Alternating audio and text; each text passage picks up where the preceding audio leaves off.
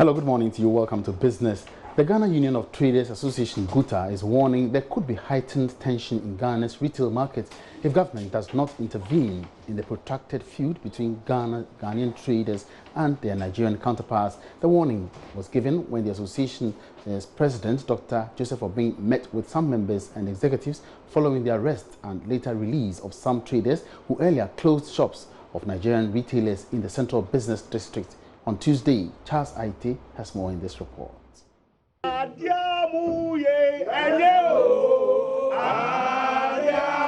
Chants from members of the Ghana Union of Traders Association (GUTA).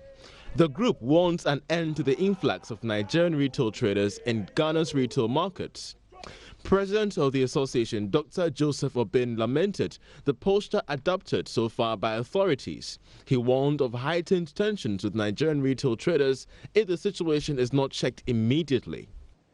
It has gotten to the extent that we will not look on while our authorities are all against us. Some people, when they are even talking about the ECOWAS protocol from higher authorities, it's even laughable because they don't even seem to understand. It all happened when some Ghanaian traders were arrested earlier by the Accra Regional Police for closing down some shops belonging to Nigerian retail traders in the Central Business District of Accra. The traders, numbering 20, were later on released.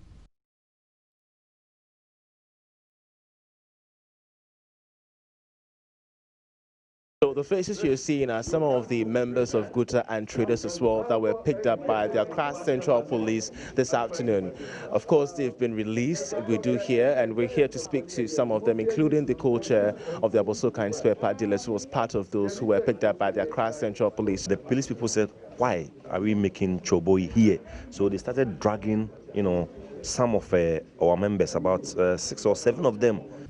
So far, government has been criticized for being lenient on existing retail laws, which requires retail trading must be the sole preserve of Ghanaians. Here's Chief Executive of the Ghana Investment Promotion Center, GIPC, Yofi Grant, who explained earlier to Joy Business that steps are being taken to deal with the feud. It's an unfortunate situation, but at the end of the day, we want to see our Ghanaian enterprise grow. We want to see our Ghanaian investors and business people also grow. So that's the mindset which we are solving this problem. And it's not just a problem of the law. Sections 27 of the Ghana Investment Trade and Promotion Center Act 865 states that a person who is not a citizen or enterprise which is not wholly owned by citizens shall not invest or participate in sale of goods or provision of service in a market, petty trading or hawking or selling of goods in a store. But this provision, according to Ghanaian traders, is being blatantly flouted by Nigerians. Now, Chief Executive of the Telecoms Chamber, Ken Ashibe, has described the new Payment and Settlement Systems Law, which will compel telecoms companies and banks operating mobile money services to have 30% local equity before obtaining license as welcoming. He says the new regulation will give customers an upper hand to hold service providers accountable. He's been speaking with Joy Business.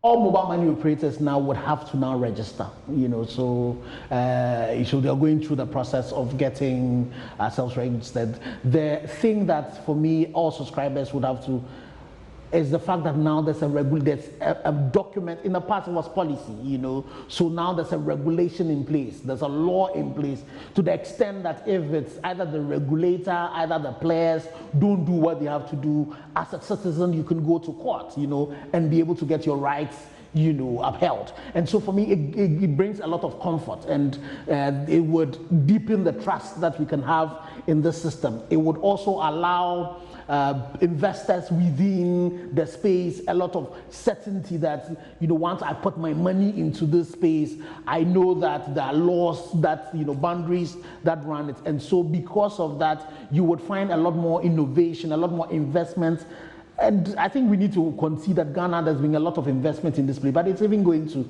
increase, and it's definitely the consumer who's going to benefit the more.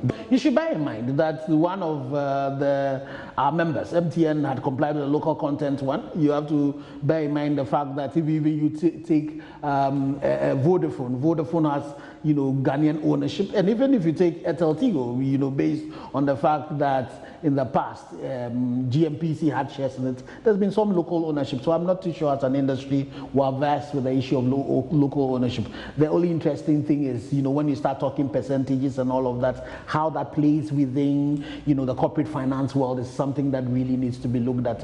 But I think generally, I'm not too sure it's a bad idea. You know, you bear in mind that in Ghana, we've had the situations where it was fuel stations that were being attacked. The thing that is happening is the fact.